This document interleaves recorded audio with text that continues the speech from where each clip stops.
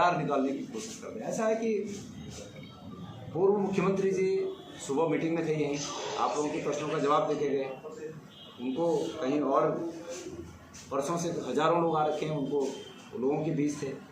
हमारे नेता प्रतिपक्ष, उनको पहले पूर्व से निर्धारित कार्यक्रम था। तो इतनी बड़ी टीम बनी है, तो ये कोशिश की जा रही है कि हर क्षेत्र कवर हो सके। अब सबका एक ही जगह पे रह पाना संभव नहीं होगा, उसमें भी आप जो है ये देखेंगे कि क्यों नहीं थे एक साथ। तो मैं समझता हूँ कि हमारे साथ थोड़ा ज्यादती हो रही है। इसको बार बार रिपीट करके आप लोग, मैं माफ़ी चाहूँगा कि इसको बार बार क्या अंतर कला कहाँ है। जहाँ मुख्यमंत्री बदलने पड़े, क्या आप लोग वहाँ पूछ सकते हैं कि वहाँ क्या अंतर कला थी? सर बीजेपी हमारे यहाँ तो अंतर कला कहाँ दिखी आप?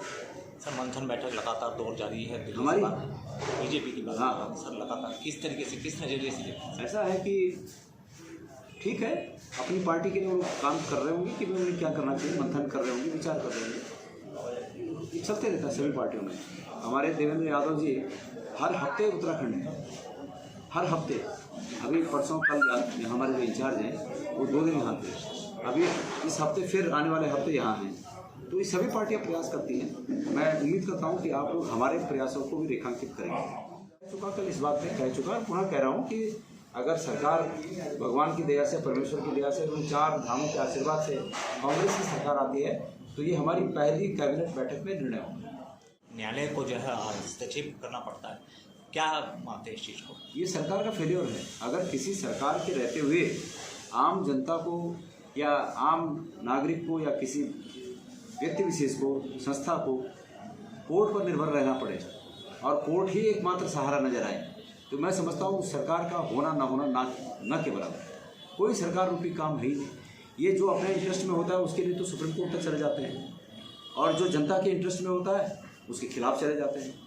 तो ये हर रूप में अपना हित देखते हैं, ये जनता का हित नहीं देखते हैं। इसलिए सरकारों पर अदालतों के द्वारा ही जनता को अगर आस हो जाए कि न्याय अदालत से ही मिल सकता है, सरकार से नहीं, तो ये जो है उनका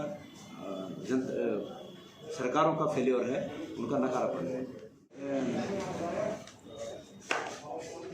जो लैंडस्लाइड की आप बात कर रहे हैं, मुझे बड़ी चिंता है इस बात की कि ये जो 4 धाम यात्रा रूट है, ऑल वेदर रोड का जिसको नाम दिया गया, ये बड़े अनियोजित तरीके से पहाड़ों का कटान हुआ है। बहुत ही हमारे साथियों ने, हमारे नागरिकों ने इसमें बहुत बड़ी बड़ी दुर्घटनाएं हुई और बहुतों ने अपनी जान भी गंवाई। ये बड़ा चिंता का विषय है, और मैं तो सरकार से भी इसमें निवेदन करूंगा, मैं बहुत ही जल्दी एक पत्र भी लिखूंगा कि आगे शुद्ध सरकार ले। इसमें जहां आम रूप में भूस्खलन हो रहा है, बाढ़ आ रही है, वो भी, उसकी भी चिंता करने की आवश्यकता है। लेकिन खास करके इस यात्रा इसी पर बोल रहा हूँ कि आप विलम्ब हो गए क्या? मैं इसी पर कंटिन्यू बोल रहा हूँ। ऐसा है कि जो पिछले 3 दिन से जो मीटिंगें चल रही हैं, जो कवायद चल रही हैं, वो इसी का हिस्सा है। और मेरा पूरा विश्वास है कि हमारी रणनीति यही रणनीति है। हम लोकतांत्रिक पार्टी हैं, हमारा ये नैतिक कर्तव्य भी है कि सरकारों द्वारा पैदा की गई दिक्कतें जो आम पब्लिक के लिए हैं, हम उसका खुलासा जनता के बीच जाकर करें। आपने देखा देवस्थानम बोर्ड एक्ट, आपने देखा केंद्र से कृषि बिल, आपने देखा डीजल पेट्रोल के भाव, आपने देखा गैस सिलेंडर के भाव, आपने देखा खाद्य तेल के भाव, आपने देखा आम महंगाई किस स्तर तक चली गई है, आपने देखा बेरोजगारी इस 5 साल में 7 साल में कहाँ से कहाँ पहुँच गई है। तो ये सब मुद्दे हैं जो कि हमारी रणनीति का हिस्सा होंगे कि हम जनता के बीच जाकर इन मुद्दों पर जनता की राय मांगेंगे। सर लगातार हाँ, जैसे विधानसभा सत्र अभी शुरू होने जा रहा है, उसमें हमारे ओर से, विपक्ष की ओर से मैं आपको आश्वासन देना चाहता हूँ कि सदन में हम संख्या में कम अवश्य हैं, लेकिन हम सत्ता पक्ष के 10-10 विधायकों पे हमारा एक विधायक भारी है। हमने मनोज रावत जी ने खास करके पूर्व में जो उत्तराखंड की ज़मीनों को खुर्द-बुर्द करने के लिए केंद्र से कृषि कानून बना है, और राज्य से कृषि ज़मीनों को किसी को भी जो इन्होंने जो कानून, जो नियम इन्होंने शिथिल कर दिए कि कोई भी खरीद सकता है।